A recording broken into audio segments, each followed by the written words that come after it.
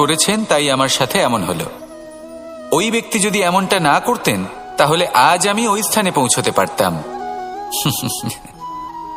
সবই আপনার দৃষ্টিভঙ্গির ওপর নির্ভরশীল, আর যদি আপনার দৃষ্টিভঙ্গি এমন হয় তাহলে তা অনুচিত। সত্যি কথা বলতে এই সংসারে ভিন্ন ভিন্ন ধরনের মানুষ আছে। এটা আপনার ওপর নির্ভর করছে কিভাবে তাদের স্বাগত জানাবেন।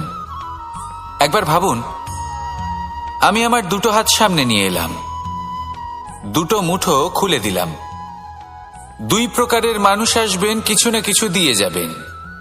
এই মুঠো যদি আমি বন্ধ করে দিই তাহলে না কেউ আমাকে কিছু দিতে পারবে, না আমার কিছু যাবে আসবে। নিশ্চয়ই বুঝতে পারছেন এই দুই ধরনের ব্যক্তি কারা এবং তারা কি দিয়ে যান। আমি যদি নিজের মুঠো খুলে দিই তাহলে কিছু ভালো মানুষ আসবেন, আমাকে আনন্দ, সন্তুষ্টি, জ্ঞান প্রদান করে যাবেন, ভালো অভিজ্ঞতা দিয়ে যাবেন। কোনো খারাপ ব্যক্তি যদি আসেন